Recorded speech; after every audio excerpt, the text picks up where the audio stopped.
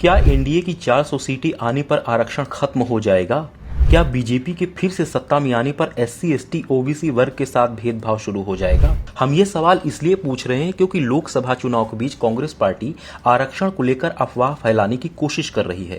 कांग्रेस नेता जयराम रमेश समेत उनकी सहयोगी पार्टियों के नेता कह रहे हैं कि भाजपा और पीएम मोदी चुनाव में 400 सीटें की बात इसलिए कर रहे हैं ताकि संविधान बदलने के साथ एससी, एसटी व ओबीसी आरक्षण को वे खत्म कर सकें। लेकिन आज लोकसभा चुनाव को देखकर आरक्षण का राग अलापने वाली कांग्रेस हमेशा से ही एससी, एसटी, ओबीसी वर्ग का आरक्षण छीनने की कोशिश करती रही है।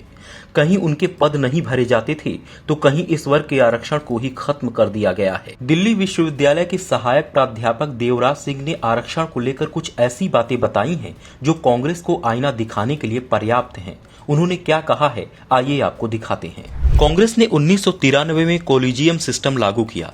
इससे सामाजिक न्याय लुप्त होता जा रहा है। 2006 में शिक्षा में ओबीसी आरक्षण लागू किया गया, लेकिन ईमानदारी से ओबीसी के पद भरे नहीं गए। कांग्रेस के शासनकाल में 2011-12 में माइनॉरिटी संस्थान जामिया मिलिया इस्लामिया अलीगढ़ मुस्लिम यूनिवर्सिटी में एससी, एसटी, ओबीसी आरक्षण को खत्म किया गया। कांग्रेस के शासनकाल में बहुत सारे माइनॉरिटी संस्थान बनाए गए जिसमें एससी, एसटी, ओबीसी आरक्षण को खत्म किया गया।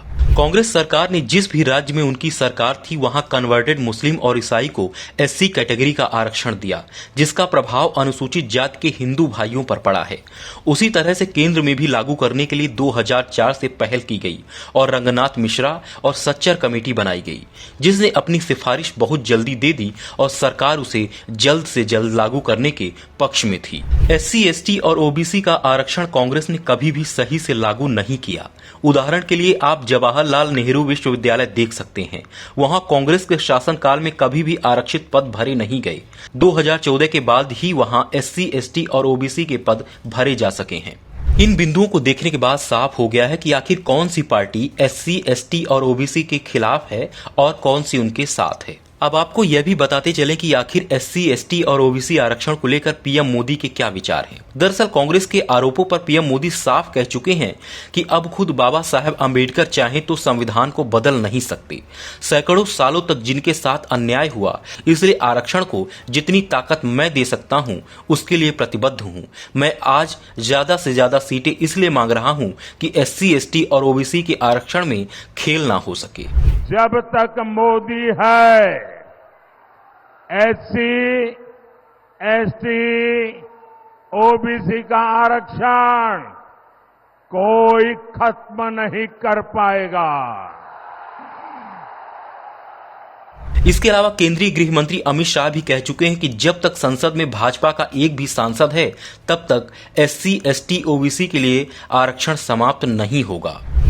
कांग्रेस पार्टी एक झूठ फैलाकर जनता के बीच में भ्रांति पैदा करना चाहती है।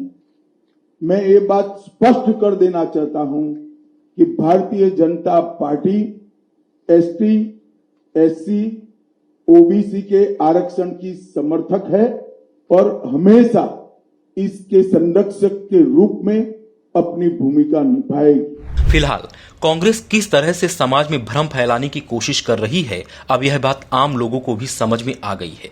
जानकारों का कहना है कि कांग्रेस की अब कोई भी चाल काम नहीं आने वाली है। जनता ने इसे पूरी तरह से नकार दिया है।